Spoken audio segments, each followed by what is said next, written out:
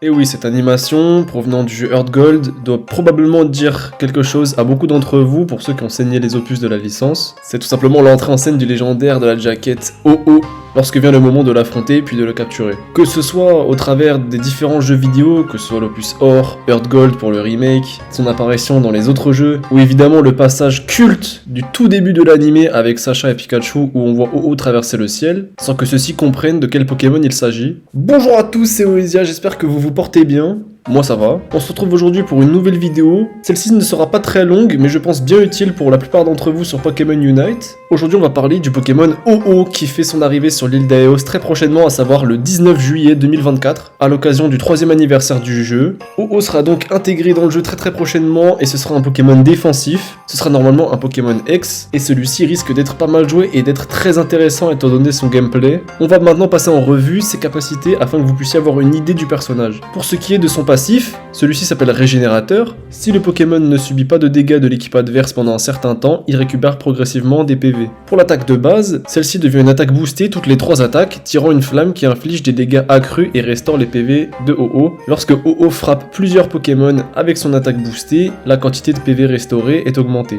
Pour la première capacité, Sauvegarde, l'utilisateur crée un champ de protection qui réduit les dégâts subis lors de la prochaine attaque. Lorsque ce champ réduit les dégâts d'une attaque, la vitesse de déplacement de l'utilisateur est augmentée pendant une courte période. On a ensuite Vent arrière. L'utilisateur envoie un tourbillon dans la direction désignée, infligeant des dégâts aux Pokémon adverses qu'il frappe. Le tourbillon reste alors sur le terrain pendant une courte période. Les Pokémon alliés se déplaçant dans la même direction que le tourbillon voient leur vitesse de déplacement augmenter, tandis que les Pokémon de l'équipe d'en face se déplaçant contre le tourbillon voient leur vitesse de mouvement diminuer. On passe ensuite aux capacités. Dans un premier temps, la capacité Vol. Elle permet à l'utilisateur de voler plus haut, ce qui lui permet de se déplacer librement au-dessus des murs et d'augmenter sa vitesse de mouvement et d'attaque. Après avoir utilisé cette capacité, les 3 attaques de base suivantes de l'utilisateur deviennent des attaques boostées. Lorsque cette capacité est utilisée à nouveau, l'utilisateur atterrit sur le sol avec force, infligeant des dégâts aux Pokémon adverses à proximité. Une fois améliorée pour Vol Plus, la durée de vol de l'utilisateur est tout simplement augmentée. On a ensuite Lance-Flamme. L'utilisateur souffle des flammes dans la direction indiquée, infligeant des dégâts aux Pokémon adverses. Le temps de recharge de cette capacité augmente plus l'utilisateur souffle de flamme. Si OO frappe des Pokémon de l'équipe adverse avec cette capacité, il récupère des PV. Si celui-ci continue à frapper encore une fois des Pokémon avec cette capacité, au bout d'un moment, les Pokémon d'en face se retrouveront tout simplement brûlés. On a ensuite la capacité Vortex de feu. L'utilisateur génère un vortex brûlant autour de lui-même, infligeant des dégâts et appliquant un effet de ralentissement aux Pokémon adverses qu'il touche. OO redirige une partie des dégâts subis par les Pokémon alliés à l'intérieur du vortex vers lui-même. Au début de cette capacité, OO reçoit un effet de bouclier. Cette capacité se termine s'il perd ce bouclier. Dans le cas où, au bout d'un moment, une fois cette capacité lancée, il possède toujours son shield, OO perdra celui-ci au bout d'un certain laps de temps, ou s'il réutilise cette capacité. Une fois le shield perdu ou s'il relance cette capacité, OO libérera une vague de chaleur autour de lui-même qui infligera des dégâts aux Pokémon adverses. Plus OO subira de dégâts sur son shield une fois actif, plus cette vague de chaleur infligera des dégâts une fois qu'elle sera libérée à la fin de la survie du shield. Une fois amélioré pour Vortex de feu plus, celui-ci libérera automatiquement une vague de chaleur lorsque le bouclier de l'utilisateur est perdu. On a enfin Attaque du ciel.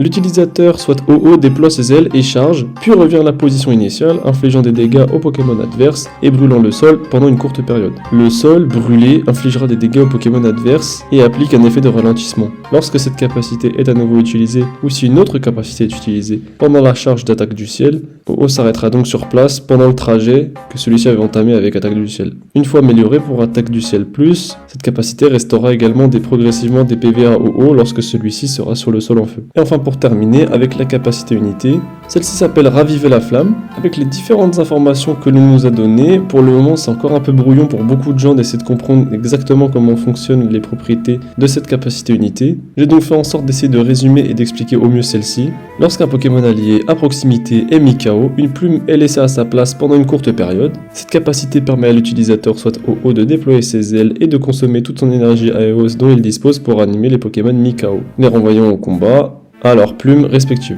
Plus l'énergie d'Aeos est consommée, plus les Pokémon alliés sont ranimés. Voici pour l'intitulé, mais concrètement qu'est-ce que ça veut dire? Après avoir réalisé différents tests, on peut attester que pour réanimer un allié, vous avez besoin de au minimum 0 énergie Aeos. Si vous avez 0 énergie Aeos sur vous, vous pourrez réanimer un allié à proximité tant que le délai de la plume n'est pas passé. Pour réanimer au minimum 2 alliés, vous aurez besoin d'avoir sur vous 20 énergies Aeos minimum.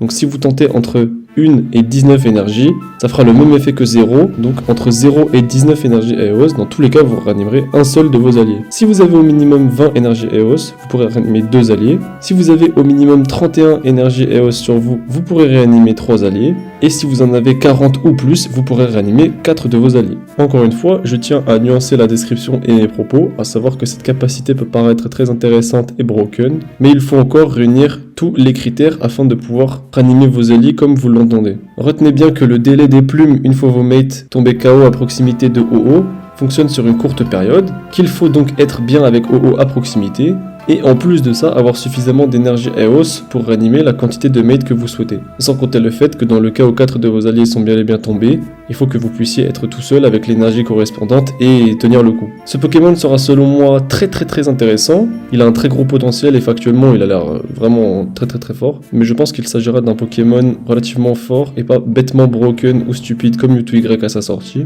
Nous verrons au moment de la sortie ce qu'il en sera, moi en tout cas je le testerai davantage et je pense que je tenterai de faire énormément de gameplay avec et de vous le filmer pour faire quelques petites vidéos puisque je pense que je vais énormément apprécier ce personnage. C'était tout pour moi, j'espère que cette vidéo vous aura plu et vous sera utile afin de mieux comprendre et mieux appréhender la sortie de ce Pokémon. On se retrouve très prochainement pour une vidéo sur Pokémon Unite ou autre, très probablement du gameplay OO je pense. En attendant, portez-vous bien, c'était Oezia, ciao ciao.